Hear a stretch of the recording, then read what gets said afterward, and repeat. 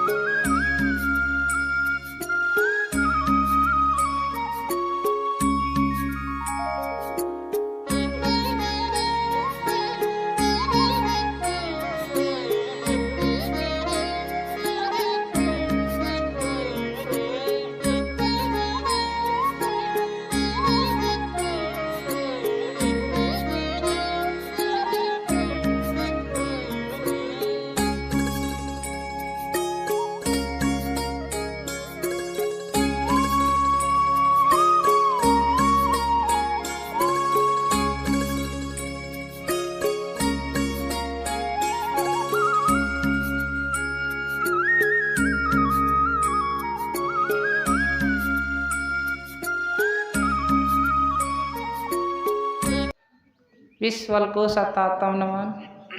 विश्वलनी को सत्तात्म नमन। ये महान आत्मा जीव, जिसके लिए कहा जाता है कि जीव, ये महान आत्मा जीव का परम उद्देश्य क्या? जीव क्या करता है? जीव किस आकृति का है? जीव कहाँ निवास करता है? ये महान आत्मा जिसके लिए कहा जाता है जीव का संपूर्ण जीवन आनंद कहाँ है? क्या जीव के लिए, मानव जीव में संपूर्ण आनंद है? जीव के लिए क्या मानव जीवन में संपूर्ण आनंद है? ये महान आत्मा जिसके लिए हम जीव कहते हैं,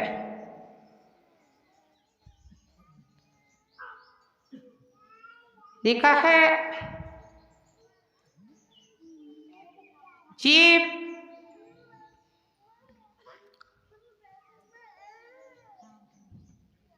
शरीर को जीवित करने वाला है। जीव कैसा है? शरीर को जीवित करने वाला, जीवित रखने वाला। ये महान आत्मा जीव कभी शरीर से अलग होता है?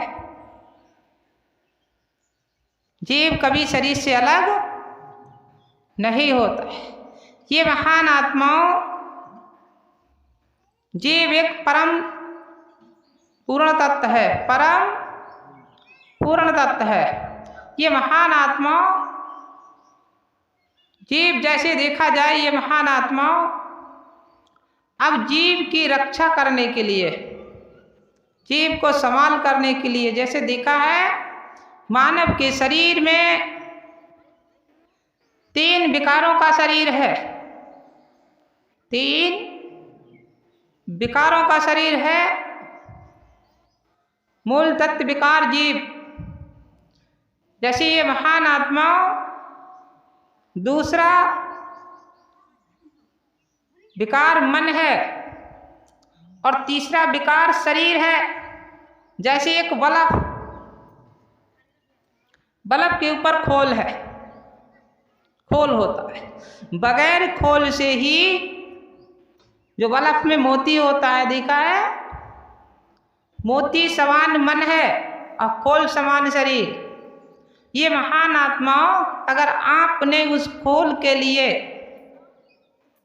सफा नहीं किया, धोया नहीं, पूछा नहीं, तो वो मोती कितना भी प्रकाश दे, क्या चमक बाहर जा सकती है?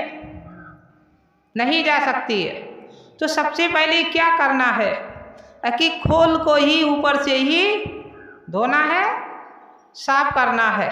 इसके पीछे मन मोती, जैसे कहा है मोती, क्यों बल्ब जब जलता है तो किसी को मोती दिखाई देता है? क्या बगैर खोल से मोती वो प्रकाश दे सकता है? नहीं दे सकता। क्यों? वो खोल की ही सहयोग लेकर वो मोती प्रकाश बनाता है। और जब तक वो बल्ब ऊपर का खोल अगर तोड़ दिया जाए, बल्ब का जो खोल है वो अगर तोड़ दिया जाए, निकाल दिया जाए, तो मोती प्रकाश नहीं बना सकता। इसी प्रकार से प्रकाशमान बल्ब के मोती को नहीं देख सकते। प्रकाश को तो देख सकते, मोती को नहीं देख सकते। खोल से ऊपर दूर से देखो तो चमक आएगी, मोती दिखाई नहीं देगा। इसी प्रकार से महान आत्माओं, ये आपका मोती समान मन है। अब मोती और मन, मोती और शरीर दोनों साथ रहते हैं। कौन रहते हैं? मोती और शरीर दोनों साथ रहते हैं। मगर जो मैंने कहा जीव, जो जीव है उसका पावर कहाँ रहता है? मोती में रहता है कि खोल में रहता है कि तार में रहता है? क्यों वो वहां नहीं टिकता है? क्यों? जैसे ही आपने चटकनी दवाई तो आ गया और चटकनी दवाई तो चला गया। फिर वो निवास कहाँ करता है? हैडल में या बत्ती घर में। कहाँ निवास करता है? बत्ती घर में या हैडल में निवास करता है।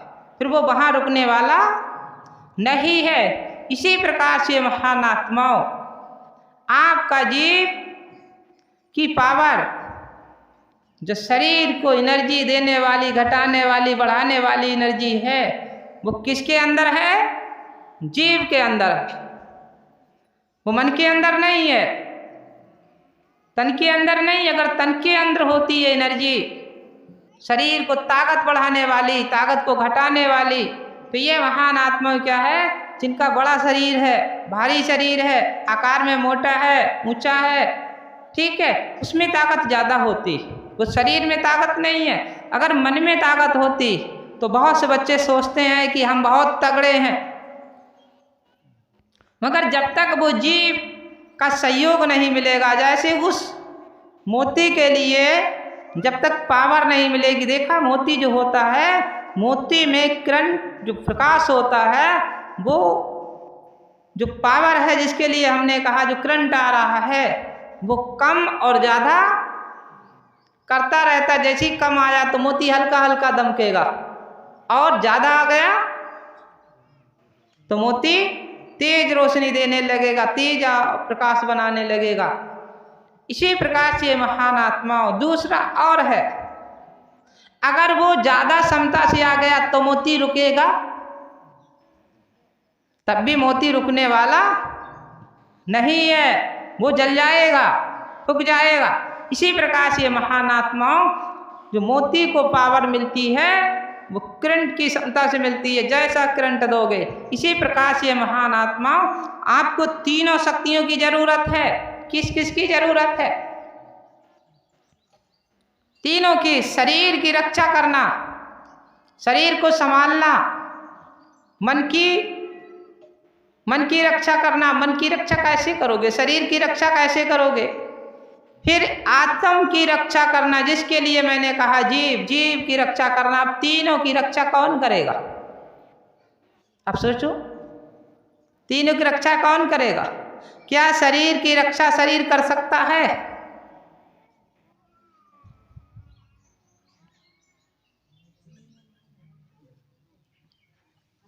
शरीर की रक्षा शरीर कर सकता है?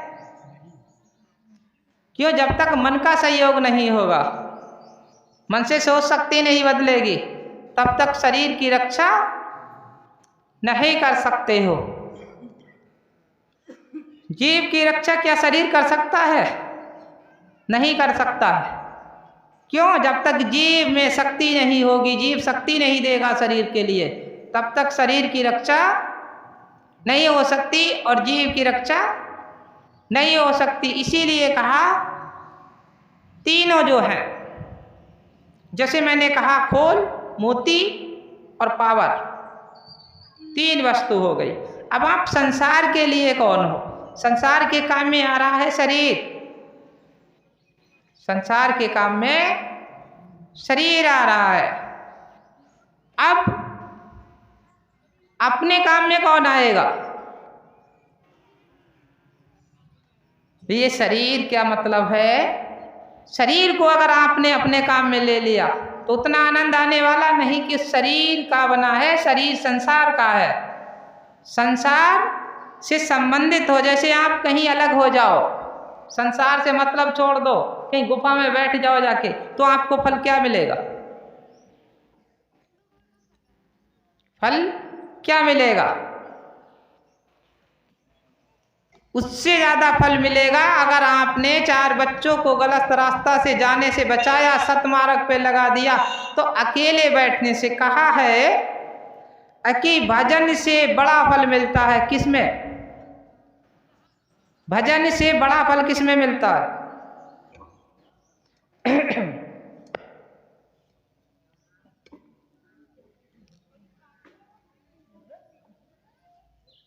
भजन से बड़ा फल किसमें मिलेगा? सबसे तो बड़ा फल भजन में है, पर भजन से बड़ा फल किसमें है? जैसे देखा, ये महान आत्माओं, एक राजा शिकार खेलने के लिए जंगल में गए थे, तो उन्हें एक किसी जंगल में पहुंचे तो उसमें पानी किसी कारणवश सूख चुका था और उसी जंगल में कुछ दूरी पर एक महात्मा ने अपनी कुटी बना ली। महात्मा ने कुटी बना ली। महात्मा का भजन करने का कार्य जंगल में, और क्या है। तो उन्होंने देखा कि वो प्यास के मारे जब बेचैन होने लगे, परेशान होने लगे, तो वो अपनी घोड़ी को दौड़ाने लगे। अब दौड़ाते दौड़ाते उन्होंने दूर से थोड़ी कुटी देख ली तो और तेजी से घोड़ी को छोड़ दिया, कि उनमें क्षमता, जिसे प्यास तेजी से लगती है तो शरीर की एनर्जी कम हो जाती है। तो वो घोड़ी से भी उन्होंने थोड़ी दूर पे कुटी जैसी देखी, घोड़ी को छोड़ दिया और चीखने लगे और पैदल भागने लगे उन महात्मा की तरफ, कि पानी पानी पानी मांगकर, और महात्मा की तरफ भागने लगे। तो महात्मा जी ध्यान कर रहे थे, भजन कर रहे थे। तो उन्होंने जैसे ही ध्यान उनका खुला, आवाज़ पहुंची, उन्होंने वो भागकर जब तक उन महात्मा जी के पास थोड़ी दूरी पे जाकर गिर गए, बेहोश हो गए। महात्मा जी ने अपना ध्यान छोड़ा और ध्यान छोड़ने के बाद पानी लिया और उनके मुंह में जाकर डाला। जब पानी डाला उन्हें होश आया, राजा के लिए होश आया, तो वो डर गए, कांपने लगे। राजा जो थे वो कांपने लगे, कहने लगे, महाराज हे भगवान, हमें अशराफ मत देना, हमसे बहुत बड़ी गलती हो गई जो हमने आपका भजन निरस्त कर दिया है, छुड़वा दिया है, तोड़वा दिया है, भंग कर दिया है, हमें अशराफ मत देना प्रभु। वो कहने लगे, अरे धैर्य तो धारण करो, मेरे भजन से ज़्यादा मुझे फल मिला है कि मैंने आपका जीवन बचाया। तो मेरा कहने का उद्देश्य है, भजन से ज़्यादा हम मानव सेवा में फल है, मगर मानव सेवा को अपनाना कौन चाह रहा? खाली भजन करने से कुछ नहीं मिलता। अगर खाली भजन करने से मिलता होता तो आज के बहुत से ऐसे हैं जिनको बाबा भी कह सकते हैं, महात्मा भी कह सकते हैं, संत भी कह सकते हैं और साधु भी कह सकते हैं, जो करोड़ों नहीं, अरबों नहीं, लाखों में नहीं, हजारों में तो सत लोग जाते होते, मोक्ष की प्राप्ति पाते होते, मगर मोक्ष की प्राप्ति खरबों में, अरबों खरबों में एक आध को होती है। क्यों? निज स्वार्थ और परस्वार्थ दो रूप हैं। क्या रूप हैं? निज स्वार्थ और परस्वार्थ। निज स्वार्थ क्या % है और परस्वारथ क्या परसेंट है? हैं?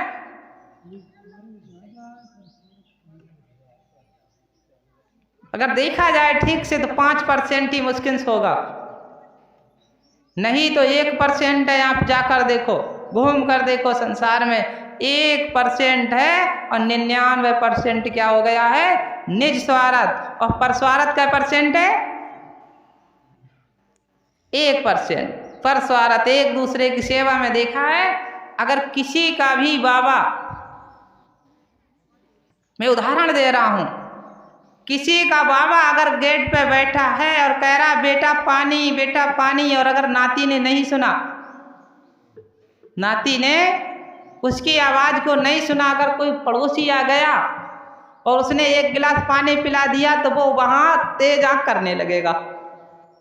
ये नहीं कहेगा कि मेरे बेटा ने पानी नहीं पिलाया तो पड़ोसी ने पिला दिया तो अच्छा किया, मगर वो तेज आंख इसलिए करेगा कि इसने पानी इस बुड्ढे को पिला क्यों दिया, इसे कुछ स्वार्थ है। क्या कहेगा? इसे कुछ स्वार्थ है। क्यों? ये स्वार्थ ही सबसे बड़ा,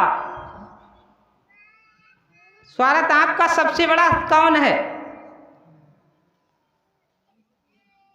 स्वार्थ शत्रु या मित्र? स्वार्थ सबसे बड़ा शत्रु है, शत्रु है। ये महान आत्मा उस शत्रु को कैसे देखोगे?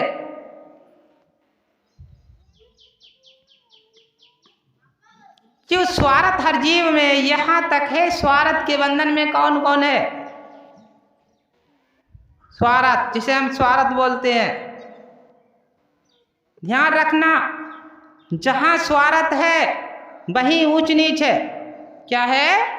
स्वार्थ का मूल जड़ क्या है? ऊंच नीच।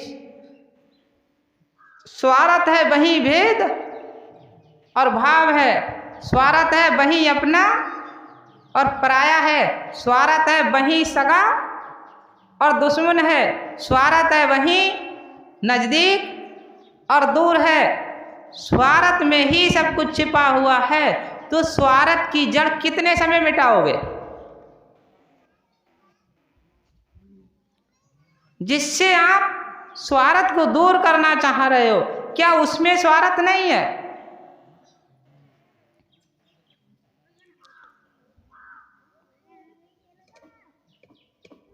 आपने देखा है संसार में पहला रूप सबसे ज्यादा मानव में है स्वार्थी, स्वार्थ। मानव से ज्यादा दूसरा रूप किसमें ज्यादा स्वार्थ का है? मानव से ज्यादा स्वार्थ किसमें?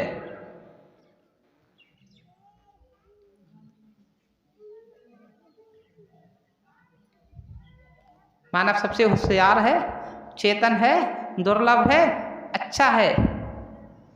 तो सबसे पहले मानव में स्वार्थ है।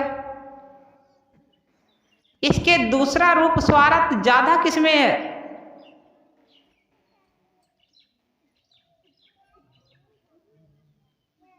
मानव से ज्यादा स्वार्थ किसमें?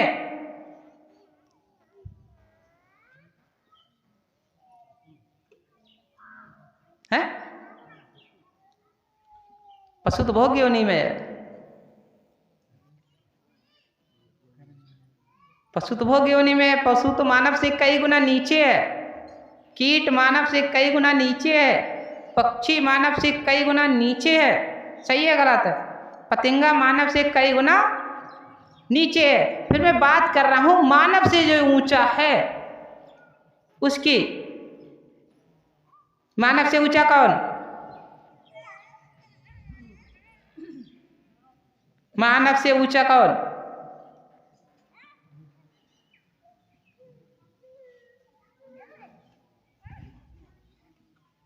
है? बड़े आनंद की बात।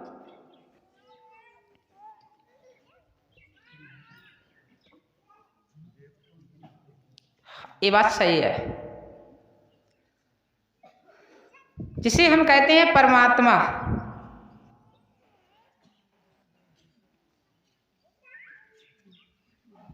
और देवता। क्या परमात्मा देवता हैं? परमात्मा देवता नहीं है। क्या देवता परमात्मा है या परमात्मा देवता है?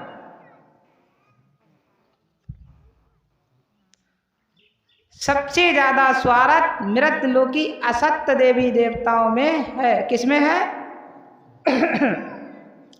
असत्य देवी देवताओं में है। ये महान आत्माओं क्यों? उसका कारण क्या है? आपने देखा होगा,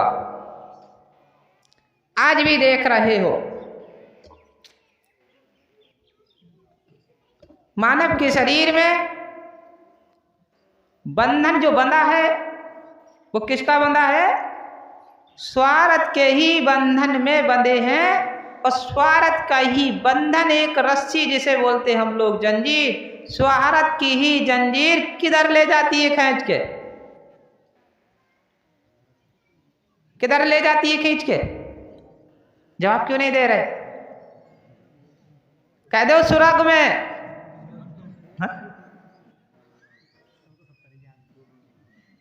स्वार्थ की रस्सी खींच कर ले जाती है नरक में, ध्यान रखना। और परस्वार्थ की रस्सी ले जाती है खींचकर स्वर्ग में। अब आप किधर जाओगे?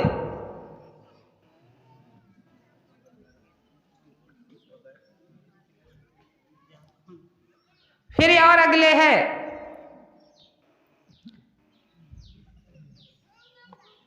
अगले और बढ़ो। मोक्ष स्वर्ग को कहते हैं या नरक को कहते हैं?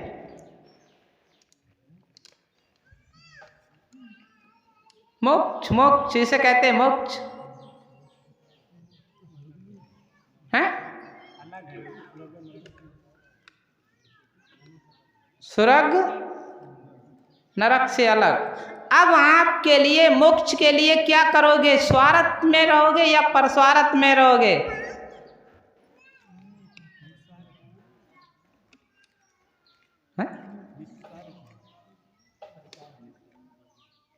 नहीं नहीं, दो रास्ता तो हो गई आपकी। एक रास्ता मैंने बता दी है परस्वार्थ, परस्वार्थ हो गई है मोक्ष, नहीं स्वर्ग, स्वर्ग। और निज स्वार्थ हो गई है नरक। निज स्वार्थ की रास्ता ले जा रही है नरक की तरफ, परस्वार्थ की रास्ता ले जा रही है स्वर्ग की तरफ। अब आपको नरक और स्वर्ग से अलग जाना है। ये मोक्ष जो है वो स्वर्ग से भी ऊपर है।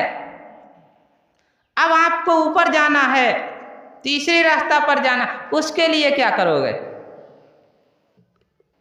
क्या परस्वार्थ से ही जा सकते हो या निस्वार्थ से जा सकते हो? उसके लिए कौन से रास्ता से जाओगे? हैं? भक्ति। संसार में भक्ति कै रंग की है, कै मुकाम की है, कै कर्म की है?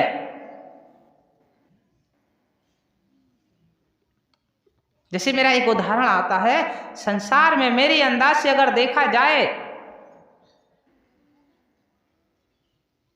तो 5% मुश्किल से मानव बचे होंगे जो भक्ति नहीं करते होंगे।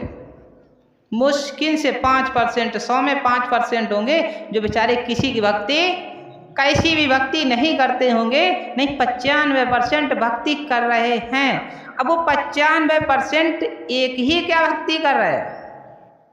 क्या एक ही मुकाम की भक्ति कर रहे हैं? क्या एक ही नाम की भक्ति कर रहे हैं? क्या एक ही कर्म की भक्ति कर रहे हैं? 3 चीजें, एक कर्म, एक नाम, एक मुकाम। भक्ति कितनी है?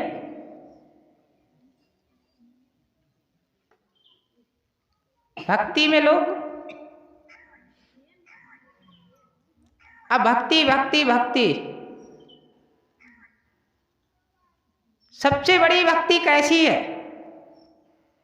एक भक्ति है गुण भक्ति। गुण भक्ति का मतलब जानते हो? कर्म भक्ति। एक है शब्द भक्ति, एक है शब्द भक्ति, और एक है निजकर्म भक्ति। क्या भक्ति हुई? 3। अब कौन सी भक्ति बड़ी है? हैं? अब ठीक, अब लड़ोगे आप उसमें।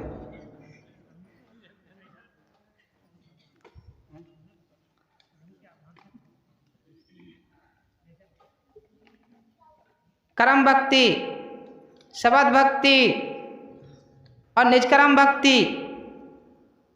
क्या भक्ति हो गई? 3। अब आप कौन सी भक्ति में लगोगे? एक भक्ति के 3 रूप हैं। डायरेक्ट मत जाओ। मिठाई भी है, चीनी भी है और मिश्री भी है। कहने के लिए मीठी है। अब आप मिश्री में जा रहे हो या चीनी में जा रहे हो या मिठाई में जा रहे हो? तीनों के तत्व अलग हैं, तीनों के गुण अलग हैं, तीनों के आनंद अलग हैं। नाम मीठा है। अब कौन सी भक्ति में जा रहे? जैसे इन्होंने कहा शब्द भक्ति, उन्होंने कहा कर्म भक्ति। अब निज कर्म में कोई तो बोला ही नहीं। निज कर्म भक्ति। तो मेरा कहने का उद्देश्य है, ये महान आत्माओं, जैसे आपने देखा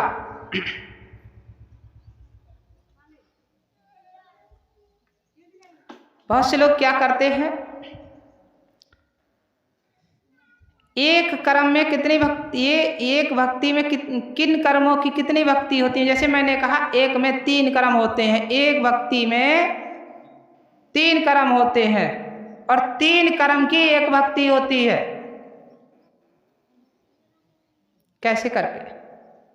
जैसे आपने कर्म भक्ति की तो इस वक्त आप कौन सी भक्ति कर रहे हो? इस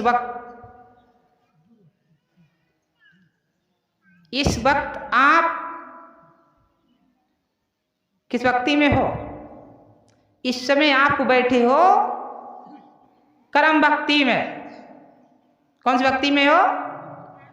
कर्म भक्ति में। एक दूसरी है कर्म भक्ति। जैसे ये बच्चा खड़ा है,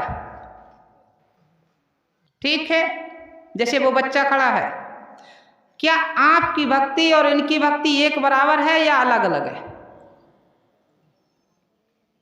बताओ। तो आप एक भक्ति में 2 रूप हो गए। क्यों? अब आपकी भक्ति कर्म भक्ति नहीं, इनकी आपसे ऊंची कर्म भक्ति हो गई। क्यों? ये कर्म भक्ति भी कर रहे हैं और कर्म भी कर रहे हैं। आप इस समय खाली कर्म भक्ति में नहीं, इस समय आप शब्द भक्ति में हो। किस भक्ति में हो? आप खाली सुन रहे हो, कार्य नहीं रहे हो। अब आपकी भक्ति बड़ी है या इनकी भक्ति बड़ी है? क्यों? ये कर्म कर रहे हैं, इसीलिए इनकी कर्म भक्ति बड़ी हो गई। आपकी शब्द भक्ति इस समय छोटी है। क्यों? ये शब्द भी निकाल रहे हैं साथ साथ, बेटा शांत हो जा, और हाथ भी चला रहे हैं और पैर भी चला रहे हैं। जितने इंद्रियां द्वारा हैं सब हटकर, गुरु से हटकर चला रहे हैं। आपके ध्यान, मन, इच्छा, इंद्रियां, शरीर सब गुरु के तरफ लगा हुआ है। आप सुन रहे हो, आप कह नहीं रहे हो। ठीक है, तो आपकी इस समय शब्द भक्ति छोटी है, इनकी कर्म भक्ति बड़ी है। दूसरी बात, जैसे किसी ने दूसरा रूप आता है भक्ति का। जैसे किसी ने अगर कर्म भक्ति का, जैसे कोई भी बच्चा गया और उसने, जैसे कोई बच्चा गया आज के वर्तमान में, जैसे बहुत सी माता बहनें हैं, वो कर्म भक्ति क्या करती हैं? कर्म भक्ति करवा चौथ, कासे क्या है? कासे करवा चौथ, कौन करता है? माता बहनें। कासे करवा चौथ जब करती हैं तो कर्म मान को पूजती हैं, निज कर्म मान को पूजती हैं।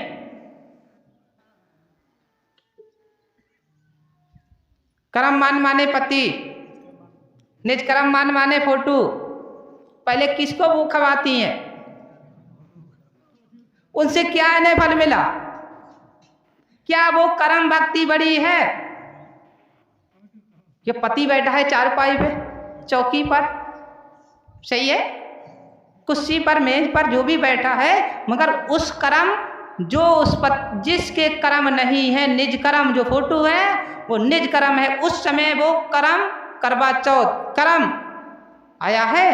कर्म करवा चौथ कर्म मान को ही पूजना चाहिए। अब वो करवा चौथ को कर्म मान को बाद में पूजा जाता है, पहले पूजा जाता है निज कर्म। अब उससे फल क्या मिला? कोई फल मिला? क्या वो भक्ति छोटी है या बड़ी है? छोटी है। अब पूर्ण कर्म मान बड़ी भक्ति करना है तो फोटो को हटाकर पति के पैर छूना चाहिए और पति को पहला भोजन देना चाहिए। क्यों? वो कर्म में तभी तो आएगी। आप शब्द को जोड़ो, शब्द को जानो, शब्द को संवारो। शब्द कहाँ ले जा रहा है और शब्द से हम कहाँ जा रहे हैं। दूसरी है कासे कर्म भक्ति, कासे कर्म भक्ति, दो बता दी मैंने। तीसरी कर्म भक्ति कौन सी है?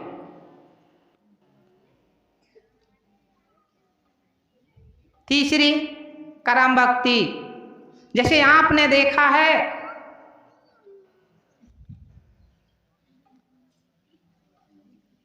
जिनको हम साधु भी कहते हैं, महात्मा भी कहते हैं, बाबा जी कहते हैं, और कुछ लोग संत भी कहते हैं। उन्होंने क्या किया? हवन सामग्री रखी और कान को काट के चढ़ा दिया। कासे कान, कासे कर्म भक्ति, कान काट के आप जो है, अगर मुंह जैसे मुर्गे का क्या बोलते हैं, नहीं बलि तो बोलते हैं, मुर्गी की कहते हैं बगैर कलंगी का मुर्गा नहीं माना जाता है। कासे कलंगी, अब कासे कान, अब कासे कर्म। अब वो अगर कोई मुर्गी या कोई कलंगी काट कर, मुर्गे की क्या होता है, कहते कलंगी वाला होना चाहिए, तांत्रिक कहते हैं, भक्त कहते हैं, वो भगत कहते हैं। वो कलंगी वाले मुर्गे की ही गर्दन काट के और उस हवन में रखते हैं, या कान काट के ही थोड़ा सा कान काटा और रख दिया। वो क्या कर्म भक्ति बड़ी है? तो एक में 3 कर्म भक्ति हो गई। अब बताओ,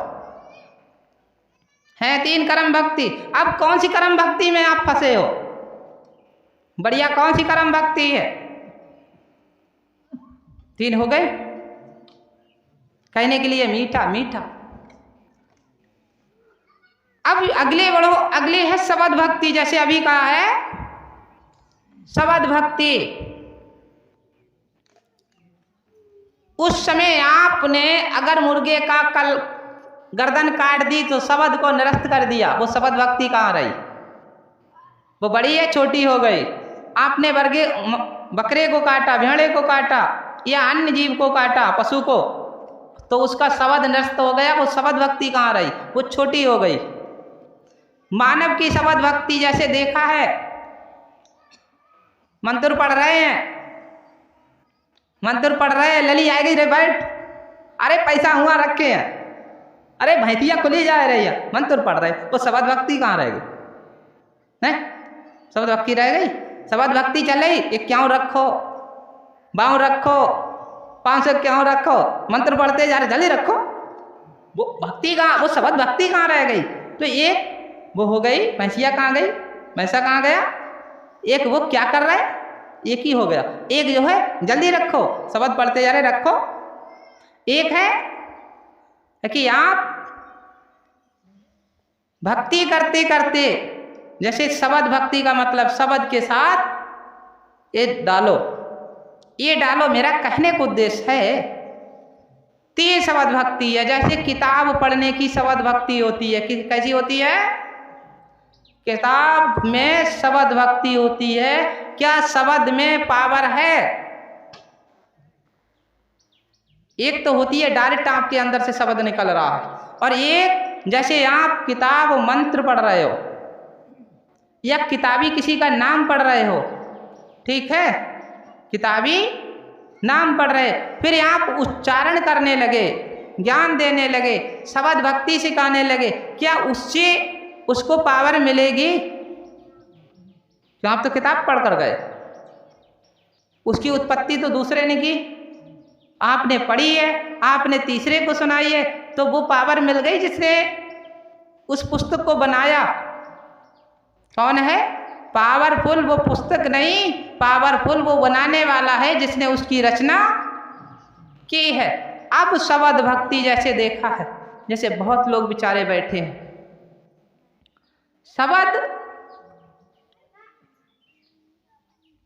शब्द होता है। शब्द एक तो आपका शब्द है, मानव का डायरेक्ट शब्द, और एक शब्द है भक्ति में क्या करते हैं लोग, देखा है? शब्द बोलते हैं, जैसे ढोल बजता है, इसे क्या बोलते हैं? शब्द, आवाज। अब ढोल की आवाज से ही आप किसी को प्रसन्न कर रहे हो, ठीक है? डमरू की आवाज से किसी को प्रसन्न कर रहे हो, शंख की आवाज से किसी को प्रसन्न कर रहे हो। तो शंख की आवाज, ढोल की आवाज, डमरू की आवाज बड़ी है या आपकी आवाज बड़ी है? शब्द बड़ा है। शब्द किसका बड़ा?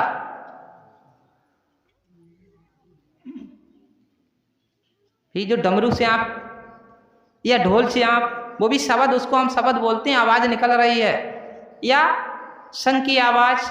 अब उन आवाजों, आवाज बड़ी है या आपकी आवाज बड़ी है? शब्द कौन सा अच्छा है?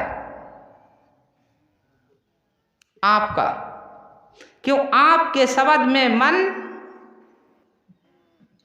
का सहयोग है और इंद्रियां, कर्म का सहयोग है, मगर उसमें उसका तो मन नहीं है, कि जिसकी खाल है, जिसका अंश है, उसका मन नहीं है। तो मेरा कहने का उद्देश्य ये शब्द भक्ति है। शब्द भक्ति क्या है? शब्द किस लोक का है? कर्म किस लोक का है? निज कर्म। जैसे मैंने कहा निज कर्म, एक है परस्वार्थी और एक निस्वार्थी, और एक है निज कर्म। अब तीन हो गए। जैसे मैंने उदाहरण दिया, परस्वार्थी जाएगा स्वर्ग लोक को, निज स्वार्थी जाएगा नरक लोक को, निज कर्मी जाएगा, जो निज कर्म कर रहा है वो जाएगा मोक्ष लोक को। अब आपको देखा है कि शब्द, जैसे मेरा उदाहरण है, इस वक्त बच्चे ये कौन सी भक्ति कर रहे हैं? शब्द भक्ति।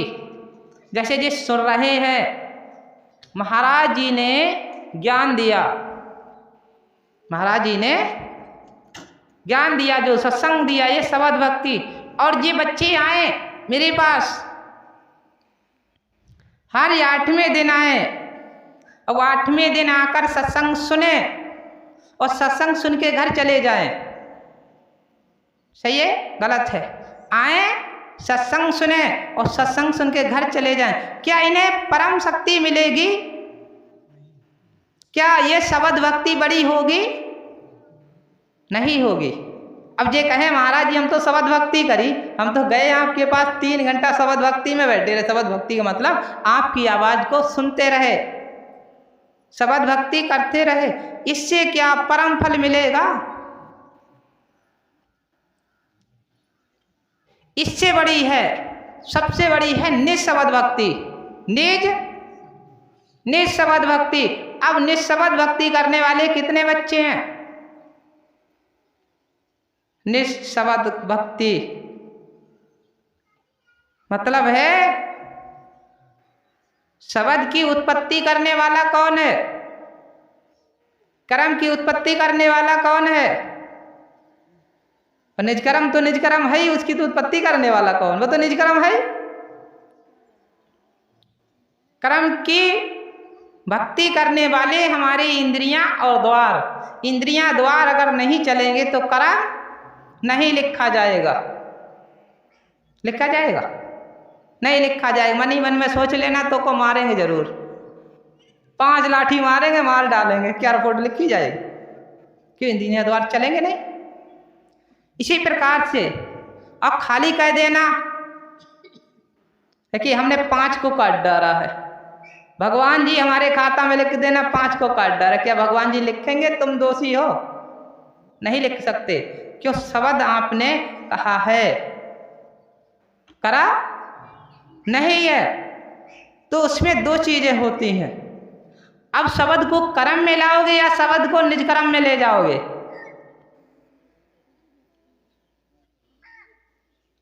शब्द को कर्म में लाए तो शब्द बड़ा हो गया, और शब्द को निज कर्म में ले गए तो छोटा हो गया।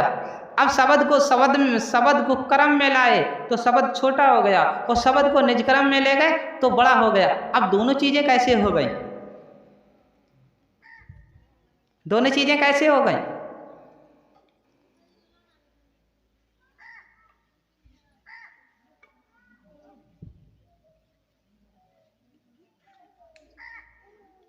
दिखा है? उसमें क्या करना है? जिसको कहते हैं हम ऑक्सीजन, एनर्जी, शक्ति। देखा है इंजन चलता है, जब बर्फ जमता है तो इंजन चलता है। उससे इंजन से, मशीन से ही ऑक्सीजन ठंडी बनाई जाती है। किससे बनाई जाती है? देखा है वो कटोरे में फरमा, जिसको हम बोलते हैं कटोरा जैसा एक फरमा होता है, डिब्बा होता है, उस डिब्बे में पानी भर देते हैं और वो ठंडी ऑक्सीजन कौन बना रही? मशीन। और मशीन ऑक्सीजन बनाने के बाद उस पानी को अपने रूप में लाती, जमा देती है। पानी कैसा बना देती है? जमा देती है। पत्थर का रूप। अगर किसी को वही पानी अगर पहले चिप्पा मारो तो कितनी चोट लगेगी, और वो कटोरा में जम के निकला फिर ढीला मारो तो कितनी चोट नहीं लगे? है तो पानी। फिर कहना मैंने कुछ नहीं, मैं तो पानी मारा, सही है, मगर उस समय वो पानी है। उस समय तो नाम बदल गया, बर्फ हो गया, कड़क हो गया, कड़क हो गया तो बर्फ हो गया। और वही थोड़ी देर में हवा में रख के देना, फिर मारना, कहना हम तो बर्फ मारा। ठीक है? तो ये ऑक्सीजन, वही ऑक्सीजन है, पानी है, और कटोरा में रखना गरम। ठीक है? हमारे इंजन जब पानी चलता है तो उससे गरम ऑक्सीजन निकलती है।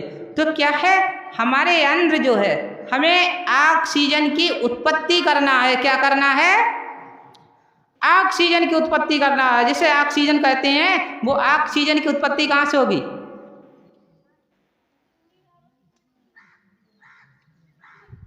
कर्म से या मन से? है? कर्म से या मन से? है? चक्कर में पड़ गए।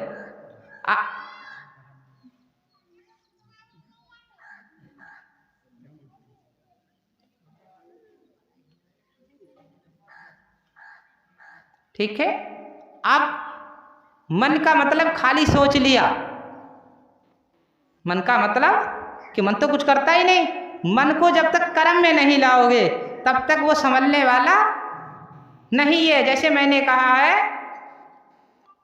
उसके लिए है, जैसे हमारा आकाश मंडल है। आकाश मंडल है, इस आकाश मंडल के 2 रूप हैं। 2 रूप कैसे हैं? इसी आकाश मंडल में देखा है कि थोड़ी देर गिरेगा तो पानी लगेगा ठंडा। क्या लगेगा? पानी लगेगा ठंडा, या बर्फ गिरेगा, बर्फ लगेगा ठंडा। और उसी बर्फ वाले पानी से अग्नि तत्व जब गिरता है बिजली तो कैसी लगती है? गरम लगती है।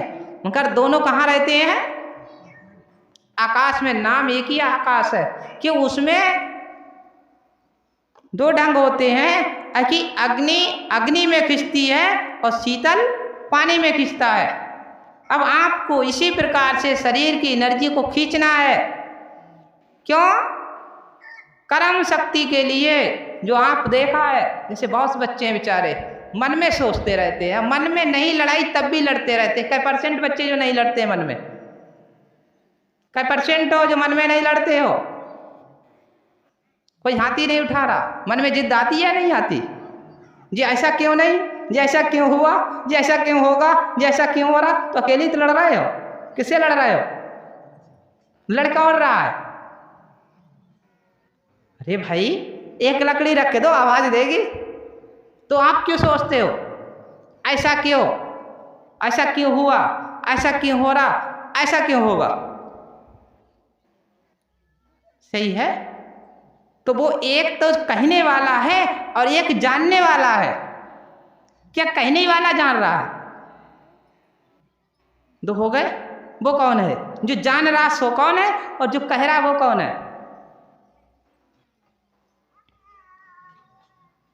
जैसे देखा है, मेरा एक उदाहरण है, किसी बच्चे को बेहोशी आती है, वो गिर जाता है। अगर उसे होश रहे तो वो गिरे क्यों? गिरे क्यों? अगर उसे बेहोशी आई तभी तो वो गिरा, और गिरा तो उसे होश नहीं, हम क्यों गिरे? बाद में पूछोगे कि भाई तुम गिर गए, तो वो कहेगा हमें तो पता ही नहीं हम गिर गए। मगर मन में जब जिद आती है, बहुत से बच्चे 95% बच्चे ऐसे हैं जिनके मन में जिद आती है कि ऐसा क्यों हुआ, ऐसा क्यों हो रहा, ऐसा क्यों होगा। सही है, उन्हें पता भी है कि हमारे मन में ऐसी जिद आ रही। यही तो असुरीय अंश है। यही इनकी जड़ कौन है? कह रहा है मोह, कह रहा है मोह, कह रहा है निज स्वार्थ, और जान रहा है परस्वार्थ। जानने वाला परस्वार्थी है और कहने वाला निज स्वार्थी है। क्यों? आपको निज स्वार्थ लगा हुआ है, और जो जान रहा है वही परमात्मा है। जान रहा है वही परमात्मा है, और कह रहा है वो परमात्मा नहीं, वो आप हो। अब आप उस परमात्मा की तरफ कब जाओगे जो कहना भूल जाओ? नहीं देखा है, शीशा के दो रूप होते हैं। कई रूप होते हैं शीशा के? दो रूप। एक तरफ लाओगे तो चेहरा तुम्हारा आएगा, दूसरी तरफ दूसरे का आएगा। यह चेहरा विलीन हो जाएगा, आने वाला नहीं। तो आप जब तक चेहरा देखते रहोगे तब तक आपको कुछ ना कुछ मन में प्रशंसा या दो चीजों की उत्पत्ति होगी। तो कहोगे बहुत अच्छे, फिर कहोगे जो निशान कैसा, ये तो नहीं होना चाहिए। मैं गलत नहीं कह रहा। दुख और सुख का कारण शीशा है। अब तुम उल्टा कर दो, उल्टा कर दो, तो दुख सुख को मिटाने वाला कौन है? जो चमक ला रही वो चमक है। वो चमक को अगर आपने हटा दिया, वो चमक किधर से हटेगी? किधर से हटेगी? शीशा की चमक जो चेहरा को ला रही है पीछे से, और वहां पर हटा किधर से रहे हो? अगले से। एक बात बड़े आनंद की बात है, संसार में भक्त जिन्हें मैं महात्मा कहता हूं, साधु कहता हूं, संत कहता हूं, फकीर कहता हूं, जैसे मैंने अभी उदाहरण दिया,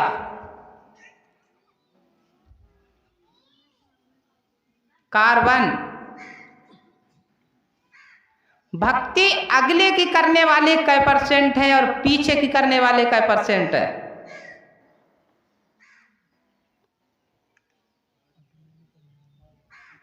है?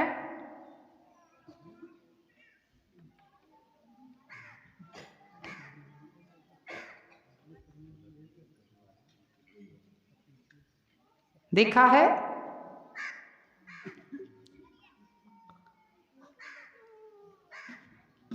किधर करने वाले हैं? पीछे की।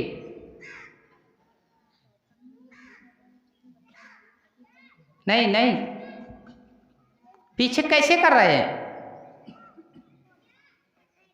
और अगले कैसे कर रहे हैं? हमें तो इसी को तो ज्ञान लेना, इसी का ज्ञान देना है।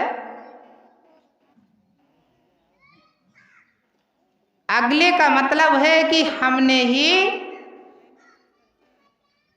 अपनी इच्छा अनुसार मान्य किया है, हमने अपनी इच्छा अनुसार मान्य किया है, और हमने अपनी इच्छा अनुसार कर्म और शब्द दोनों बना दिए। कर्म, गुण और शब्द दोनों बना दिए।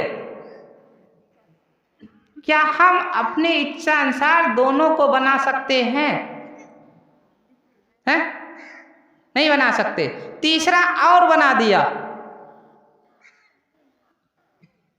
3 हमने अपनी इच्छा अनुसार उत्पन्न कर दिए हैं। वो 3 कौन है? ये है अगले की, और पिछले में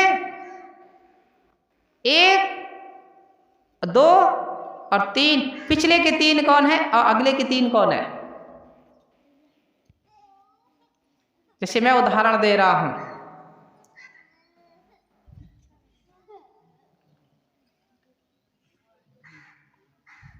क्षमा करना कि संसार में ज्ञान और विज्ञान बड़ा कौन है? कौन बड़ा है? ज्ञान है। ज्ञान से उत्पत्ति विज्ञान की हुई है, लिखा है। ज्ञान का मालिक कौन? अब विज्ञान का मालिक कौन? ज्ञान का मालिक कौन? विज्ञान का मालिक कौन? ठीक है। तो मेरा कहने का उदाहरण है 3 अगले को, जैसे आपने इतिहासों में, मैं आलोचना नहीं कर रहा, मैं बुराई नहीं कर रहा, मैं सत्य की बात कह रहा हूं। गीता में कहीं लड्डू गोपाल नाम है?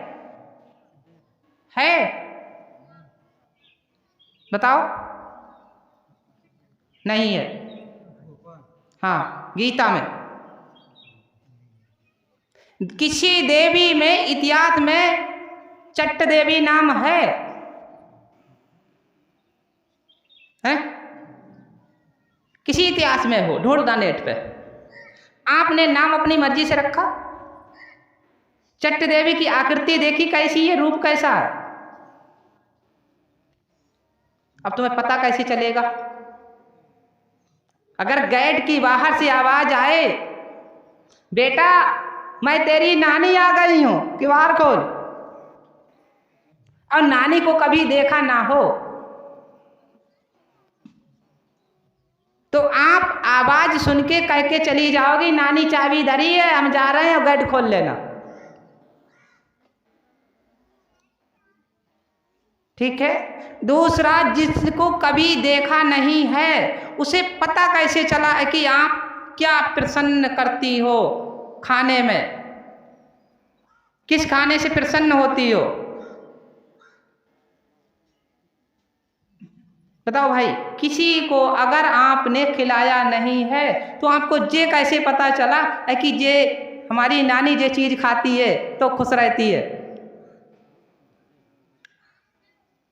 2 चीजें, नाम भी अपनी मर्जी से, स्वरूप भी अपनी मर्जी से, और स्वाद खवाना भी अपनी मर्जी से। यह है अगले का।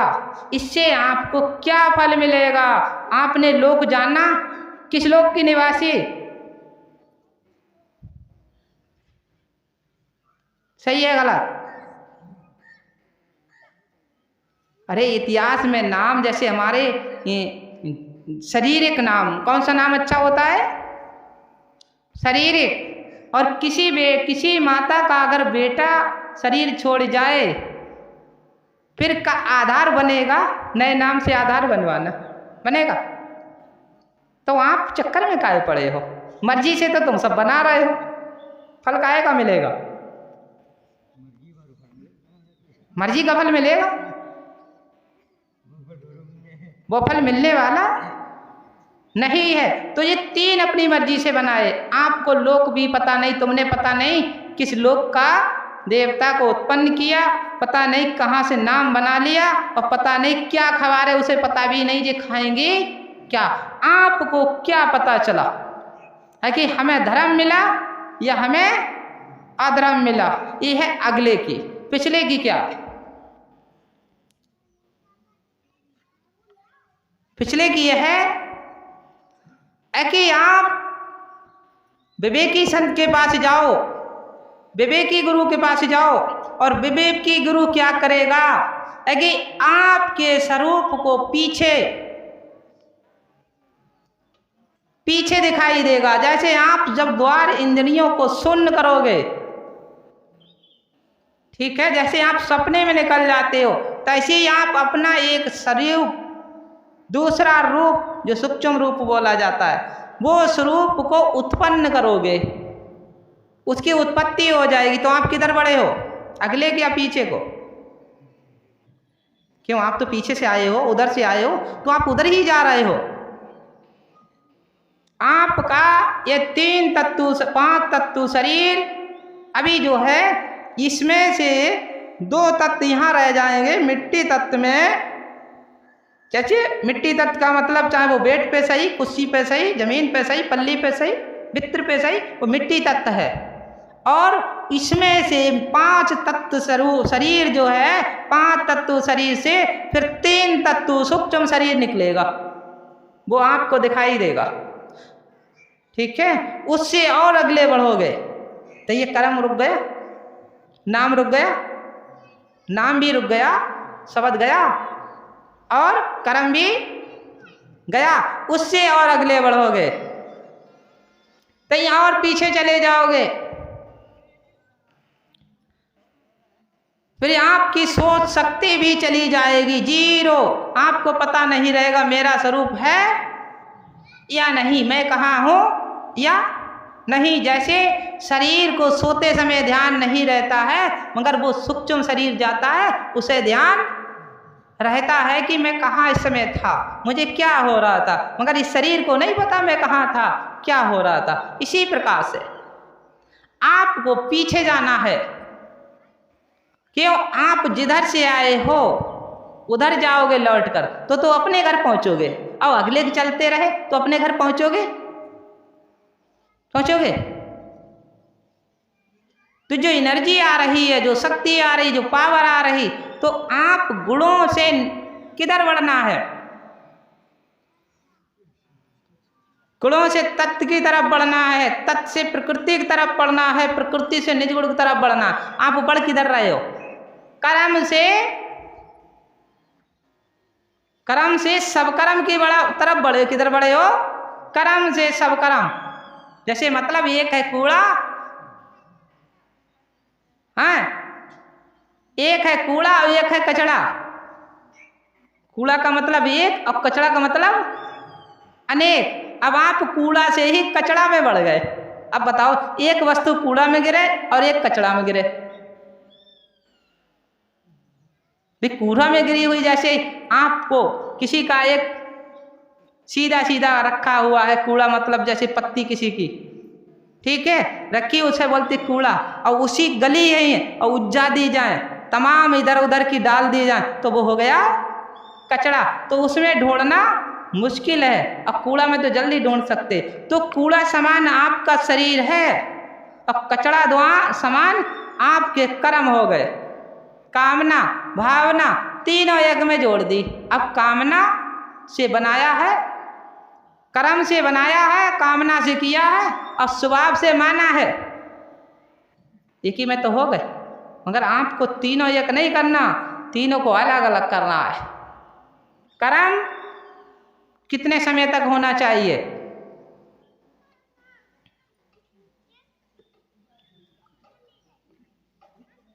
जैसे आप आए हो, इस वक्त आप कर्म में नहीं हो,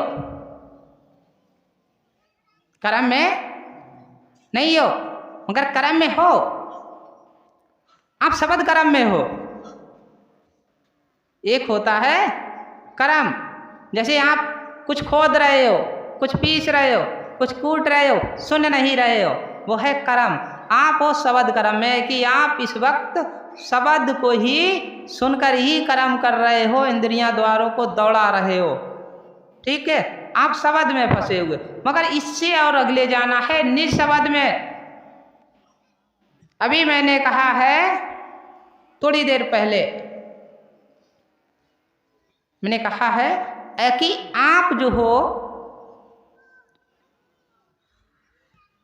निज स्वार्थी, ज्यादा से ज्यादा लोग हैं निज स्वार्थी। अब मानव से बड़ा निज स्वार्थी कौन है?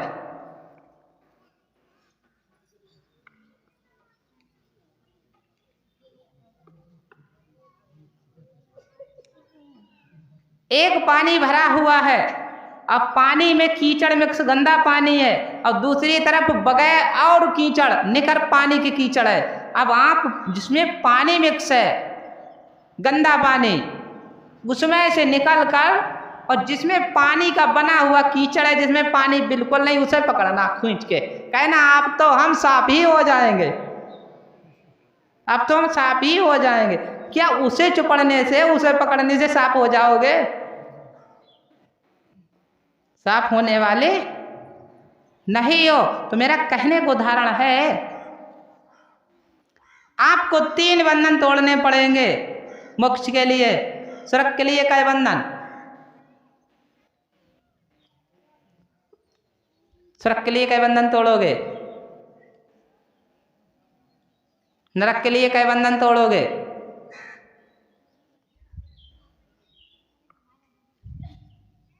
नरक के क्या बंधन तोड़ोगे, स्वर्ग के क्या बंधन तोड़ोगे, और मोक्ष के क्या बंधन तोड़ोगे?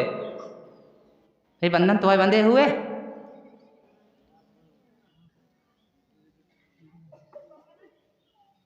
नरक के लिए सबसे पहले, नरक के लिए बंधन बांधोगे या नरक के लिए बंधन तोड़ोगे? हैं? हैं? जवाब दो भाई, धीरे से ना बोलो।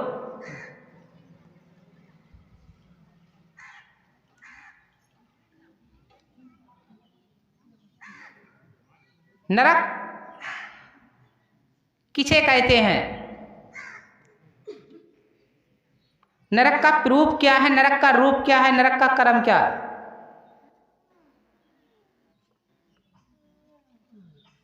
जैसे लोग नरक नरक नरक नरक की बात कर रहे हैं, नरक का रूप क्या है?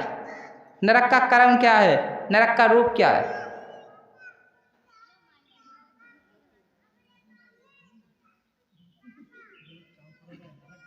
है? बड़ी अच्छी बात, बड़ी अच्छी बात है।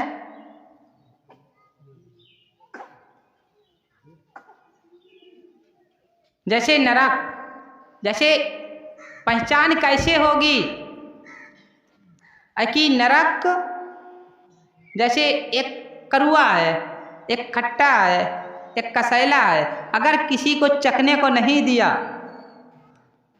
किसी को चखने को नहीं दिया, तो वो जानेगा खट्टा है, कसैला है, करुआ है? नहीं जाना है। तो मैं ये पूछना चाहता हूं,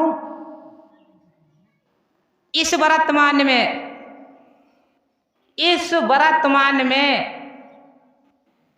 जैसे वर्तमान की बात कर रहा हूं, इस वर्तमान में अगर आपके पिता ने अगर करुआ खाया तो आपको पता चला करुआ कैसा होता है? हैं? पता चला? आपकी मम्मी ने कसैला खाया, आपको पता चला कसैला कैसा होता है? आपने चटपटा खाया तो आप तो चटपटे की बात करोगे, चटपटा ऐसा होता है, कसैला पता नहीं कैसा होता है, मीठा पता नहीं कैसा होता है। तो मेरा कहने का उदाहरण है, वो विद्वान मृतलोक में कौन आया है जो 2 रूप धारण करता है कि नरक में जाता है और मृतलोक में आता है? हमें उसकी बात बताओ। कलयुग की बात कर रहा हूं। इस वक्त कलंक युग और राक्षस राज चल रहा है। सही है गलत है? अरे जब आपने चखा है, देखा है, समझा है, जाना है, तभी तो आप बता रहे हो। यह सुना सुनाया है कि नरक है, नरक है, सही है गलत है? वो कौन विद्वान है जो नरक में घूम कर आया है, जो इस शरीर से अपनी आत्मा निकालकर नरक में ले जाता है और फिर पृथ्वी लोक में आता है बताने के लिए कि नरक में ऐसा है?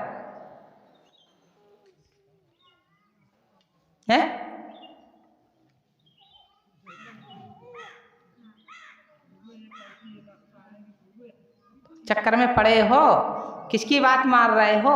मेरा कहने का उदाहरण है, जैसे मेरा एक उदाहरण है, दो रास्ताएं हैं, आप बीच चौराहे पर खड़े हो, बीच चौराहे पे खड़े हो। अब चौराहे से दो रास्ता गई हैं और आपको किसी सवारी वाले ने जो तीसरी रास्ता है, तीसरी रास्ता से ले जाकर छोड़ दिया चौराहे पर, तिराहे पर, ठीक है? अब आपको दाएं, आप आए हो पीछे की रास्ता से, किधर से आए हो? पीछे की रास्ता से, और आपको जाना है दाएं की रास्ता, और एक है बाएं की रास्ता। अब जो दाएं की रास्ता वाला है वो तो कहेगा भाई हम आपके लिए बीसलपुर पहुंचा देंगे, क्यों आप आए हो नवाबगंज से, अब बरखेरा के तिराहे पे खड़े हो, मैं उदाहरण दे रहा हूं, ठीक है? या आप आए हो बरेली से शाहजहानपुर के तिराहे पे खड़े हो, तो आपको जाना हरदोई के लिए, दूसरे को आना है पीलीभीत की तरफ। तो हरदोई वाला ही टेम्पू वाला क्या आपको निगोई की तरफ लाएगा? क्या उसका परमट है कि उसका तो हरदोई के लिए बना हुआ है? अब वो कह रहा है नहीं, आपको मैं पीलीभीत पहुंचाऊंगा। क्या पहुंचाएगा? तो आपने परमट देखा है? सबसे पहले तो परमट देखो। परमट का मतलब है कि नरक का चौकीदार अलग है और स्वर्ग का अलग है, सही है? जैसे उस पर लिखा होगा, जैसे बसें जाती हैं तिराहे चौराहे से, तो बस पे लिखा होता है डिपो, ये कानपुर है, ये सीतापुर है, ठीक है, ये टनकपुर है, तो डिपो पे देख के चढ़ते हो या वैसे ही चढ़ जाते हो? सीतापुर जाना, सीतापुर जाना, कहाँ बताओ भाई? देख के चढ़ते हो। तो आप नरक स्वर्ग के जब कर्म पे चढ़ रहे हो तो बगैर देखे क्यों आगे जा रहे, चढ़ जा रहे हो? सही है गलत है? बगैर देखे क्यों चढ़ रहे हो? पहले पूछो भाई। अब मेरा कहने का मतलब है कि स्वर्ग का एजेंट कौन है और नरक का एजेंट कौन है? नरक को सवारी ले जाने वाला कौन है और स्वर्ग को सवारी ले जाने वाला कौन है? क्यों आप पैदल तो जा नहीं सकते, आपको सफर करना है सवारी से, किसी के माध्यम से जाना। अगर पैदल भी जाना तो किसी के माध्यम से जाना। तो आपको का एक ही ले जाएगा स्वर्ग और नरक में? तो हमें ये बताओ नरक का एजेंट कौन और स्वर्ग का एजेंट कौन?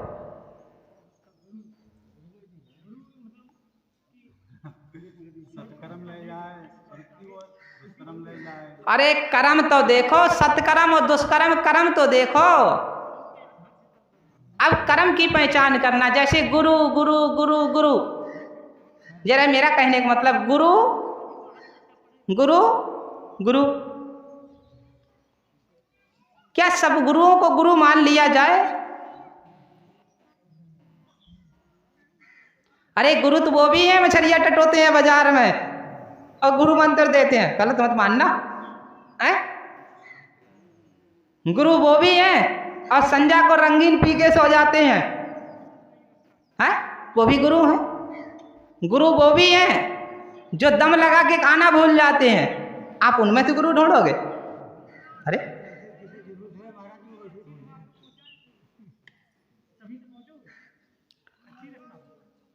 अच्छी और गलत की पहचान सबसे पहले अनुभव करना। अगर गुरु के अधीन रहे तो संपूर्ण आनंद नहीं आएगा। होश में रहो, मैं ज्ञान धोखा नहीं दे रहा हूं। गुरु की सब बात मत मानो, पहले जानो। पहले क्या करना है? गुरु की बात को जानो, इसके पीछे मानो। पहले मानो मत, आप पहले मानने लगे ही तो धोखा हो गया। अब पहले जानने की तो बात मैंने की है थोड़ी देर पहले कि वो गुरु कौन सा आया है जो नरक और सुरग की बात कर रहा है, जो नरक में गया है और सुरग में गया है। इसके बाद मृत लोक में आकर बता रहा, बेटा ये रास्ता गई है पीलीभीत के लिए और ये रास्ता गई है हरदोई के लिए, शाहजहानपुर के तिराहे से है। पत्नी कैसे है?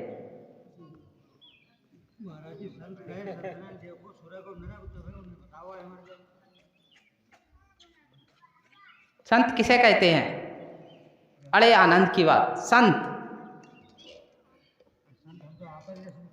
नहीं, अरे भाई संत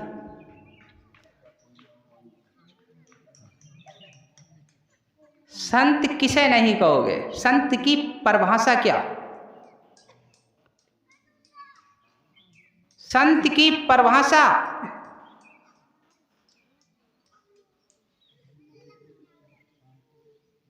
नहीं। शांति और माया मोह आपने कैसे देख लिया इन्हें शांति है? आपने कैसे देख लिया इनके अंदर माया मोह नहीं? मैं सही कह रहा हूं गलत? कैसे देख लिया आपने? अगर आप संत के पास नहीं गए, कभी आपने संत का भोजन करते नहीं देखा, संत का रहन सहन नहीं देखा, संत का ठीक से वातावरण नहीं सुना, तो आपने संत को कैसे देख लिया? सही है गलत है? बताओ। बच्चा के संस्कार कब देखोगे? गांव घर में रहेगा या कॉलेज में जाएगा तब? टीचर कब देखेगा संस्कार? जब वो कॉलेज में जाएगा तब। और घर में रहा तो बच्चा क्या टीचर संस्कार देख लेगा? इसमें पढ़ने में ज्ञान है या नहीं है? नहीं देख सकता। फिर बच्चा क्या देख लेगा बगैर स्कूल जाए से कि ये टीचर कुछ पढ़ाते हैं या नहीं? दोनों की बात है, मैं दोनों को उदाहरण दे रहा हूं। ये गुरु और भक्त की बात है, ये जीवन पर्यंत की बात है, एक दो दिन की नहीं। ध्यान रखना, कितने बेचारे कथावाचक आते हैं, ज्ञान देते हैं और होटल में जाके माल खींचते हैं, क्षमा कर देना है। कितने बेचारे जागरण करने वाले आते हैं, शंकर जी का रूप बनाते हैं और पार्वती का रूप बनाते हैं, पौआ पी के नाचते हैं। बताओ भाई, हैं? अब तुम उसका पूजन कर रहे, पार्वती आ गई, देवी आ गई, अरे चढ़ऊ ना करो, पौआ पिए डटे हैं, मांस खाए डटे हैं, तुम कह रहे पाए लाग। अरे भाई मैंने देखा है, कह रहे पैर छुओ, लोग उनके पैर छूते हैं, उनके गुणों को देखो। हैं? मैं गलत तो नहीं कह रहा हूं। तो सबसे पहले आप जानो, इसके पीछे मानो। तो मेरा कहने को उदाहरण है, मृत लोक में वो देवता दो हैं, देवता दो हैं। एक है देवता स्वर्ग को ले जाने वाला और एक है देवता नरक को ले जाने वाला। स्वर्ग को ले जाने वाले देवता के कर्म क्या है? स्वर्ग को ले जाने वाले देवता के कर्म क्या है? और नरक के जो नरक में ले जा रहा है, क्या नरक में दानव ले जाता है? हैं? और स्वर्ग में देवता। आपने आज तक दानव और देवता की पहचान की है?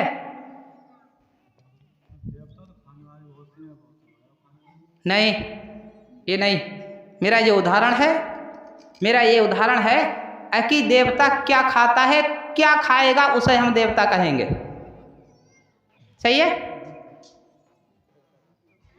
क्या खाएगा उसे हम देवता कहेंगे और क्या खाएगा उसे हम दानव कहेंगे।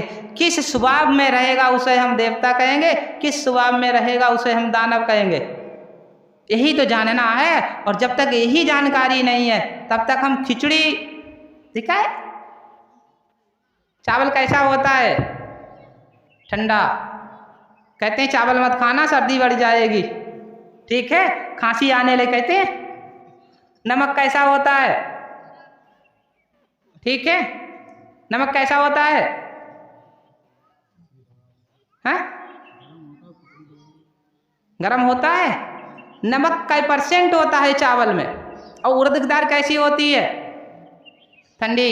चावल भी ठंडा, उड़द की दाल भी ठंडा। अब काय % नमक डाला जब उड़द की दाल की लोग खिचड़ी खाते हैं, हिंदी में बोलते, तो पानी के मांगते हैं। कितनी मात्रा बढ़ी? काय % मुश्किल से हमारी अंदाज से 1%, मगर पावर किसकी ज्यादा है? नमक की है, खुश्की लगती है। इसी प्रकार से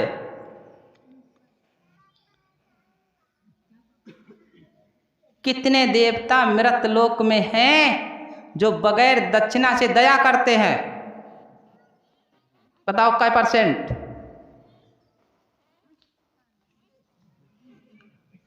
बगैर दक्षिणा से दया करते हैं।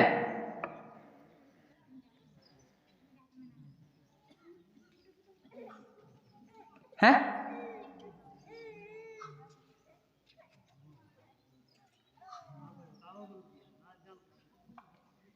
दक्षिणा मतलब मेरा एक हिंदी में मैं समझा रहा हूं। आप मृत लोक में आपको ये पता है कि देवता जैसे पृथ्वी, अग्नि, वायु, जल, आकाश, 5 देवता हो गए। 5 देवताओं के अंश आप हो। कौन है? आप हो। कौन है? आप सभी, हम सभी लोग 5 देवताओं के अंश हैं जो दिखाई नहीं दे रहे हैं। इनमें दिखाई वो देवता नहीं दे रहे हैं, और उन्हीं देवताओं के अंश हैं जो हम सबको दिखाई दे रहे हैं। अब नहीं दिखाई देने का कारण क्या है? इनमें कौन है जो पृथ्वी माता को फल फूल और मिठाई चढ़ाता है? कोई है? किसी ने ध्यान लगाया पृथ्वी माता की तरफ? नहीं, तो दिखाई कहाँ दिया? वायुदेव को किसी ने भाई मिठाई या लड्डू या नुक्ति चढ़ाए? क्या वायुदेव को आपने ध्यान लगाया? नहीं। वो आपको एनर्जी क्यों दे रहे? अगर एक पल के लिए रोक दे वायु तो सांस। अग्नि देवता, जितने लोग बैठे हो बताओ कौन किचौड़ी पुड़ी अग्नि देवता के नाम से देता है? भाई अग्नि देवता खा जाना, भूखे हो गए हैं? कोई नहीं। आकाश देवता, जल देवता, उनने उन 5 देवताओं ने आपके शरीर की रचना की है। उनको मानने वाले काय % लोग हैं? 0। आपके शरीर में चट्ट देवी का कितना अंग बना हुआ है? बताओ भाई।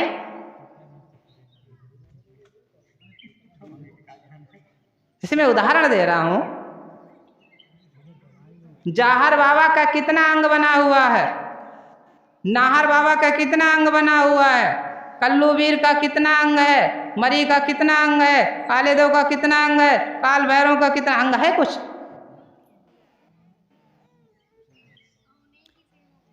ठीक है। चौराहे वाली, मरघट वाली, थान वाली मैं उदाहरण दे रहा हूं। इनका कोई अंग शरीर में नहीं है। ये शरीर, आपका शरीर छूटने के बाद 5 तत्व कहाँ जाएंगे?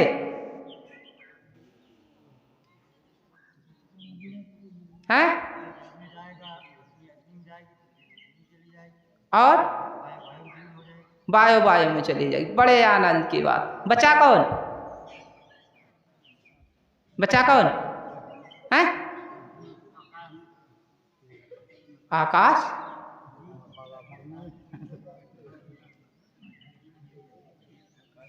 तो आप दुइये रह गए भाई। ये पांच तत्व में चले गए और आत्मा आकाश में चलेगी तो फिर नरक है ही नहीं, स्वर्ग है ही नहीं। सही है गलत है?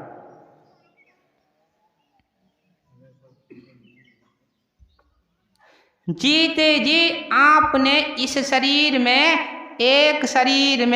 एक रूप में 5 प्रकृति हैं। कितनी है? 5 प्रकृति है। एक रूप में 5 प्रकृति है। तो मैं ये जानना चाहता हूं, शरीर की सबसे ज्यादा दुर्लभ, बहुत अच्छी से अच्छी हड्डी कौन सी है?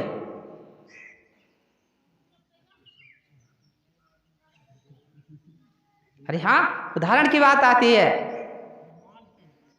हाँ, शरीर में सबसे ज्यादा अच्छी से अच्छी हड्डी कौन सी है?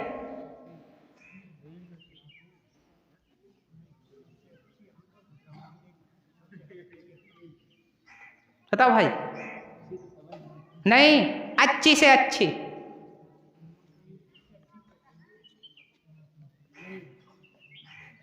अच्छा एक बात बताओ, किसी के तो सुअर के दांत मान्य होते हैं और गाय के सींग मान्य होते हैं, सही है, और घोड़िया की पूंछ मान्य होती है। अरे भाई मैं गलत तो नहीं कह रहा हूं। बगैर पूंछ की घोड़िया कैसी होगी? मान्य होगा? दोषी कहोगे, नुक्ती है, कैसी है? दोषी है, नुक्सी है। बगैर सींग की गैया,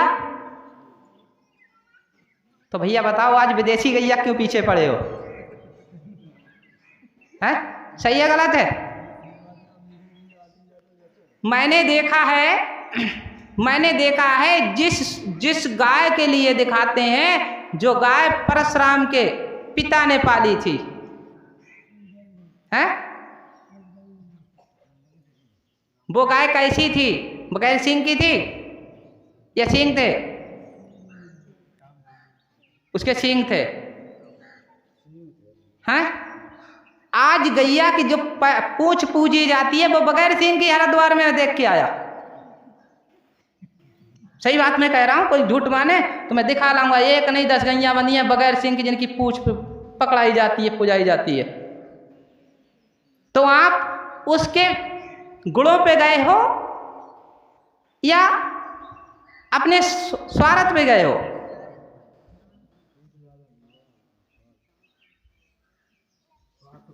भाई गुण और स्वार्थ 2 चीजें होती हैं। तो मेरा कहने का उदाहरण है, ये महान आत्माओं, इसी प्रकार से मानव का मैं उदाहरण देता हूं। जब मरता है मानव तो ज्यादा हड्डी कहाँ की भी नहीं जाती है, हड्डी की, रीढ़ की। है? जब फूल बीने जाते हैं, फूल फिर रीढ़ की हड्डी भी नहीं जाती है या सिर की?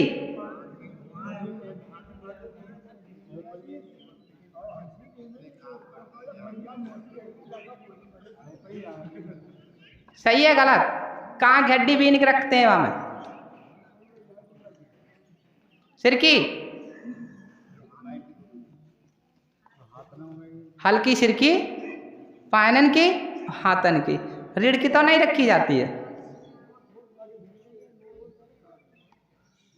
मेरा कहने का उदाहरण है, हड्डी, ये हड्डी क्यों भी नहीं जाती है?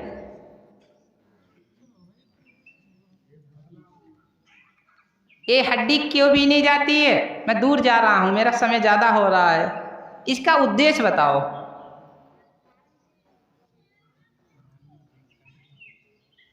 है भाई, हमारा एक मतलब है, हमने इसे अच्छा माना तभी तो इतना छांटा है। जैसे हम बीज बनाते हैं तो पूरे खेत का बीज रखते हैं या थोड़ा दाना निकालते हैं, तो इसी प्रकार से हड्डी जब भी नहीं जाती है तो पैर की उंगली और हाथ की उंगली, नाखून, और सिर की हड्डी थोड़ी, बाकी सब हड्डी छोड़ दी जाती है। तो मेरा कहने का उदाहरण है,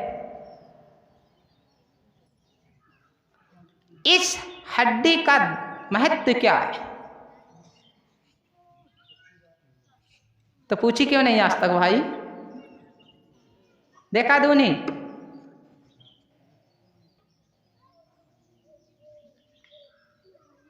बड़े जानने की बात है, समझने की बात है। जीते जी तरन करो,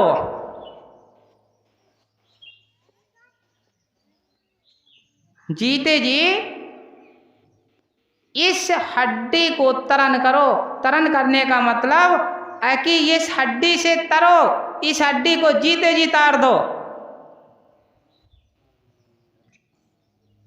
तारने का मतलब क्या है? देखा, ये महान आत्माओं, अगर आपकी हड्डी जल में छोड़ने से मुक्त हो रही है तो समझ रखो, कीट तो बेचारी बराबर में जल में रहती गंगा जी में, वो क्यों नहीं तरी? अरे मैं उदाहरण दे रहा हूं।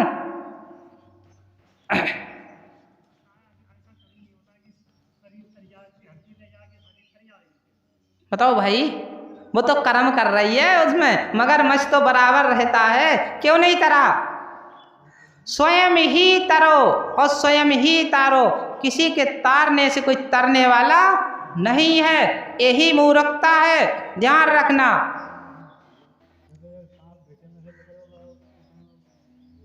देखा है सांप अपने आप अपनी त्वचा को निकाल सकता है, सांप का कोई त्वचा निकालने वाला नहीं है। सांप को मारने के बाद सांप की खाल नहीं उतार सकते। चुगली निकाल सकते हो? नहीं निकाल सकते। इसीलिए स्वयं अपने कर्मों से ही आप अपने कर्मों को तार दो, अपने कर्मों से ही अपने कर्मों को तार दो। अपने कर्मों से अपने कर्मों को तार सकते, बाकी किसी के कर्मों से कोई कर्म तारने वाला नहीं। चक्कर में मत पड़ना महाराज जी के पास आए महाराज जी तार देंगे, महाराज जी के पीछे मत पड़ना।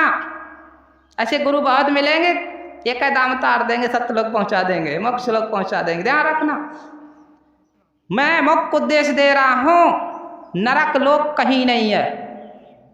पूरे ब्रह्मांड में चले जाओ, नरक लोक कहीं नहीं है। नरक लोक है यहीं है, पास नहीं जाना, दूर नहीं जाना, पास में आना, आगे नहीं ठिकाना। मतलब देखा है, आज अभी मैं दिखा नहीं रहा हूं, आने वाले समय में मैं दिखाने लगूंगा कि जिनके बाबा, जिनकी दादी, जिनके अम्मा, जिनके नाना, जिनके चाचा, वो जिनके भाई, जिनके बेटा शरीर छोड़ चुके हैं, वो 95% लोग उनको स्वर्ग बता चुके, मोक्ष हो गई। ठीक, उन्हें हम मुक्ति दिलाया है, जैसे प्रयागराज, हरिद्वार, ऋषिकेश पहुंचे, और वो अपने ही सदस्यों के सिर पे बैठे हैं। तो यही तो नरक है, हैं? यही तो नरक है।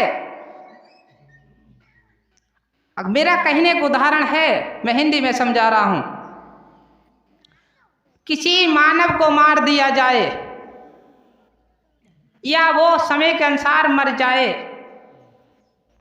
तो मानव क्या किसी के गेहूं काटेगा? क्या किसी के पैसा छीनेगा?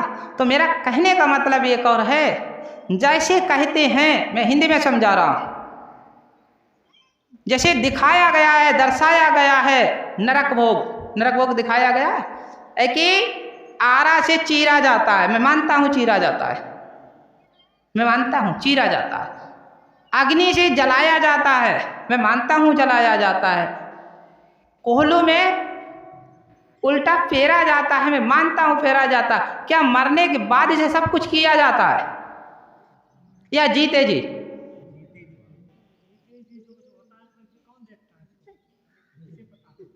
जैसे मेरा उदाहरण, अगर उस आत्मा को काटा गया तो आत्मा के तो कर्म निरस्त हो गए। कर्म निरस्त मतलब है कि उसे पता नहीं, तो हमारे चाचाओं की भैया सही है, वो तो भूल गई, वो जे नहीं जानती तुम हमारे दुश्मन होगी सगे। इसी प्रकार से उसे फेर दिया गया, तो मरने के बाद वो जानेगी कि हम लड्डू लेंगे कि बर्फी। सही है गलत है? तो आज जितने, जैसे आपने देखा होगा, जिन्हें मैं बोलता हूँ खब्बीस, जिन्हें मैं बोलता हूँ ब्रह्म राक्षस, जैसे उदाहरण दे रहा हूँ, जिन्हें मैं बोलता हूँ मसान मसानी, जिसे मैं बोलता हूँ अघोरी, जिन्हें मैं बोलता हूँ अवगढ़, देखा ऐसी आत्मा निकलती है। किसी पर अगिया बैताल निकलता है, किसी पर जिंद निकलता है, ठीक है, किसी पर नटवीर निकलता है। तो ये जो अघोरी था उसने तो सिद्धि की, सही है, जो जिन्नात था उसने भी कुछ किया। ये सब कुछ अब कर्मों के अनुसार इनको सबको फेर दिया, इनको सबको काट दिया, इनको सबको जला दिया। तो इनके कर्म ये क्यों है जो मृत लोक में कर्म किए? जिस आत्मा ने, जैसे मेरा उदाहरण है बहुत विकट, आपने एक उदाहरण देखा होगा, वर्तमान में अनुभव करना, जानना है, मेरी मानो मत, जानो, मैंने पहले भी कहा आज भी कह रहा हूं, जानो। दारू पीने वाला अगर किसी के शरीर पे आ गया तो दारू ही मांगेगा। अगर वो कट गया है, जल गया है, मर गया, तो दारू क्यों नहीं बोला? सही है गलत है? हैं? वो दारू क्यों नहीं बोला? आज भी दारू मांग रहा। कोई मांस मांग रहा, जैसे मांस खाने वाला है, कोई मुर्गा खाने वाला है, तो मरने के बाद वो मुर्गा ही क्यों मांग रहा है? वो भूला क्यों नहीं? जल गया, कट गया, मर गया। सही है? तो यहां ध्यान रखो, जीते जी जब आत्मा शरीर से दो रास्ताएं हैं, ध्यान रखना।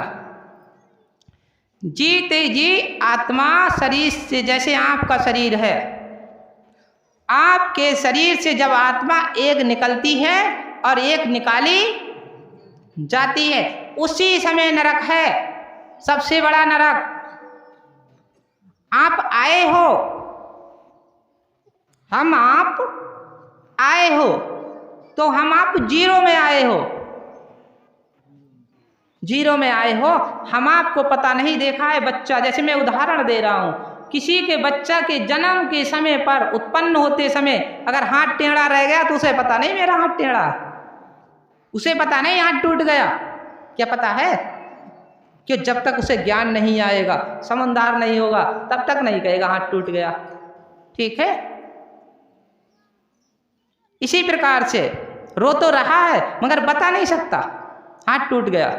मगर ये मत सोचना है कि जैसे हम आए ऐसे ही चले जाएंगे। 99% आत्मा शरीर में काट कर निकाली जाती हैं, जलाकर निकाली जाती हैं। यही पहला मुकाम है नरक का भोग। इसके बाद वो आत्माएं प्रेत योनि में चली जाती हैं, फिर वो मानव के द्वारा आनंद लेती हैं और कर्म करती हैं। फिर उन आज 50% आत्माएं 50% मानव के शरीर में बैठी हैं।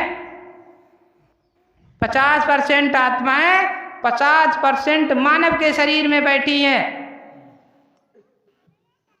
आप बताओ, सही से अगर देखा जाए दृष्टि डाल के, तो आप देखना बड़े बड़े पहलवान जा रहे और धागा जंतुर। तो पूछो, जे आत्मा जंतुर में भीतर बंद है कि तुम्हारे सिर पर बैठी हैं? कहाँ बैठी हैं? अरे जंतुर में भाई, किसी को ले जाकर, एक मेरा एक उदाहरण है, एक कमरे में एक बक्से में बंद कर देना, फिर उसे चाय नाश्ता मिलेगा, अच्छा लगेगा क्या? वो खुशी से रुकेगा? नहीं रुकेगा, ठीक है? इसी प्रकार से महान आत्माओं जंतुर में नहीं भरी जाती है। वो आत्माएं जंतुर का एक तुम्हें वो दिया जाता है और वो बैठती है आपके दिमाग में।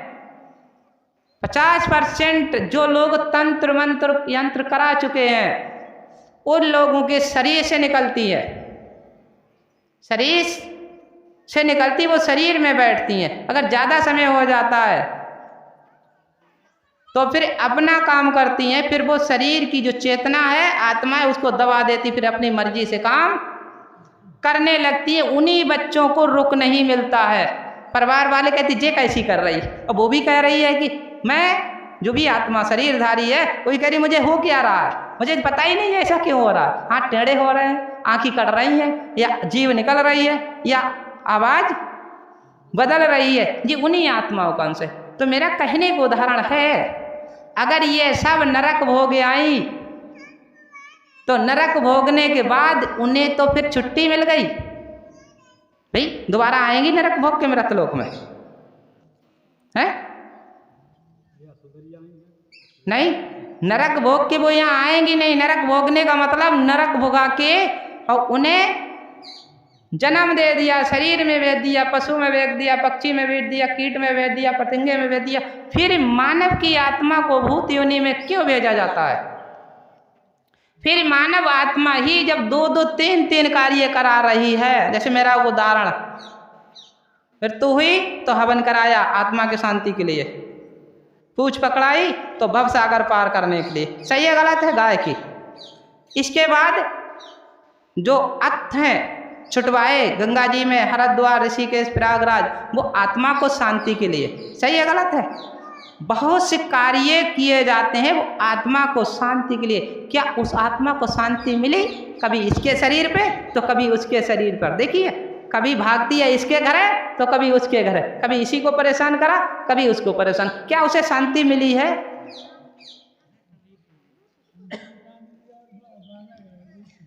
वो तो नरक में पहुंची है। तो ये महान आत्माओं ध्यान दो, रास्ता 2 है। मैं दोनों रास्ता को उपदेश देता हूँ। ऐसा कोई बच्चा नहीं है जो जीते जी नरक का अनुभव ना करे। मैं अनुभव कराता हूँ, नरक का अनुभव करो, स्वर्ग का अनुभव करो। करोगे कब? तुम पहचान ही नहीं कर रहे, सब अनुभव कर रहे, बताने वाला कोई नहीं है। जैसे देखा छोटा बच्चा अगर वो खट्टा मीठा खाने लगे, अब उसे ये तो पता ही नहीं खट्टा मीठा, दोनों कटोरी में दे दिया, अब वो खा रहा है, मगर उसे ये पता नहीं कौन सी कटोरी में मीठा है और कौन सी कटोरी में खट्टा। जैसे दोनों कटोरी पकड़ा दी, बेटा ले जाओ खट्टा मीठा है खाना, इस मगर ये नहीं बताया कि इस कटोरी में खट्टा है इस कटोरी मीठा। फिर पूछना बेटा कौन सी कटोरी में मीठा, तो वो कहे है मीठा, मगर ये नहीं पता कौन सी कटोरी में। तो इसी प्रकार से आत्मा को हर एक बच्चा, शायद 1% ऐसा होगा जो सपना नहीं देखता होगा। हिंदी में मैं समझा रहा, कई परसेंट होंगे? मुश्किल से 1% ऐसा होगा जो सपना नहीं देखता होगा। सपने हर एक व्यक्ति को, ऐसा एक ही आध बच्चा होगा जिसे सपने में दुख नहीं होता होगा। आज नहीं होगा तो कल, और कल नहीं होगा तो अगले दिन, अगले दिन नहीं होगा तो अगले दिन सपने में दुख होता है। वही तो नरक है, वही नरक की पहचान है। सुख कितना होता है सपने में? बताओ सुख का % लोगों को होता है? सुख सुख वाला है कोई? कि आप बीमार पड़ जाओ, जैसे सपने में दर्द होता है, बीमारी होती है, तो आपके लिए दवाई खवाने वाले कितने लोग आते हैं? अब पेट में धक्का लगाने वाले, नोचन वाले, सही है गलत है? तो ये सपने ही का रूप स्वयं है। जैसे सपने में आप जाते हो दुखी दुख मिलता है, वैसे शरीर छोड़ने के बाद दुखी दुख मिलेगा, डबल दुख। एक तो उस लोग के मारेंगे जो सूक्ष्म शरीर वाले बैठे एजेंट, और एक इस लोग के मारेंगे जो उनके एजेंट बैठे हैं। अगर आप किसी के शरीर पर पहुंच गए, पहुंचना है, मजबूरी है कि भूख लगेगी, प्यास लगेगी, कामना जो शरीर की है वो चलती रहे। क्यों? मन से है, शरीर से है मगर वो मन से है, मन संबंधित, मगर उसकी पूर्ति जब होगी जब शरीर मिलेगा। अब वो भूख लगी किसी के शरीर पे बैठो खाने के लिए, तय मोड़ हिलेगा, मोड़ हिला तय पहुंचिए, तय महाराज जी मारेंगे, तू आया क्यों? बता तू आया क्यों? अब डबल दुख हो गया। नहीं आए तो वो मार रहा, अब आ गए तो ये यहाँ वाला मार रहा। अब किधर जाओगे? यहाँ तो आप फांसी लगा लोगे, जहर खा लोगे, आग लगा लोगे, मगर वहां क्या कर सकते? आग लगाओगे? लगेगी? जहर खाओगे? क्या ट्रेन से कटोगे? वहां तो दुख भोगना पड़ेगा। तो मेरा कहने का उदाहरण है, ये आप जब सुरत योग साधना करोगे, सुरत योग साधना करोगे तो पूरा नरक का दृश्य मिलेगा, पूरे नरक को भोग लो जीते जी, तुम्हें नरक में जाना नहीं पड़ेगा। आप कहोगे महाराज जी उल्टी बात करने लगे आज, कहेंगे ये तो बात कर रहे उल्टी, क्यों संतों ने बताया ही नहीं, संतों ने बताया सीधे सीधे। ऐसे वाली बस में बैठा लेंगे और बटन दबाएंगे और सतलोक में पहुंचा देंगे। क्यों आप अभी वो तो जानते नहीं हो रथ या विमान। आज के लोग विमान कहाँ जानते हैं, रथ कहाँ जानते हैं। रथ जब चलता था, जब रथ देहात में चलते थे, सही है, रथ देहात में हमारे मानव, हमारे जैसे मानव रथ पे बैठ के जाते थे और आते थे राजा जनता। इसके बाद चले हैं रब्बा, इसके बाद चले हैं लाढ़ुआ, ठीक है, इसके बाद चली हैं लड़ियाँ, इसके बाद चले हैं डल्लम, आवाज ट्राली, और ट्राली के बाद किसी देखा है कौन दूल्हा जाता है ट्राली बैठ के, हैं सीधे सीधे बिरोलो, ठीक, 4 व्हीलर, हैं। ये क्या है, मेरा कहने का उदाहरण है, सब कुछ बदल गया, तुम क्यों नहीं बदले। बदलो, बदलने का समय आ गया है। जीते जी सफ़र करो, जीते जी जानो, किसी के पीछे मत पड़ो। आप नरक सुरक को अनुभव करो। कब करोगे, सोने की समान सूरत में जाओ, जैसे सो जाते हो। मेरा कहने का उदाहरण, किसी को अगर समय ना मिले, लोग कहते हैं महाराज जी भजन नहीं हो रहा है, भूत नहीं करने देते हैं, देवता नहीं करने। मैं कह रहा विश्व में कोई ऐसा बना ही नहीं देवता, ऐसा कोई भूत नहीं बना जो भजन ना करने दे। आप सो जाओ, कितनी देर भजन करो, मुश्किल से 30 मिनट। किस समय, वैसे तो 1 घंटा से कम भजन नहीं है, 30 मिनट भजन करो। सोते समय चले जाओ, अगर कभी समय ना मिले, वैसे तो समय कभी भी निकाल सकते हो। सोते समय जब जा रहे सोने के लिए, तभी 30 मिनट बैठ जाओ, पूरा फोकस यहाँ लगा दो। कहाँ लगाओगे, यहाँ जितनी एनर्जी खींच मिले शरीर से यहाँ लगा दो, और ध्यान करते ही करते सो जाओ। आपकी सूरत लग जाएगी,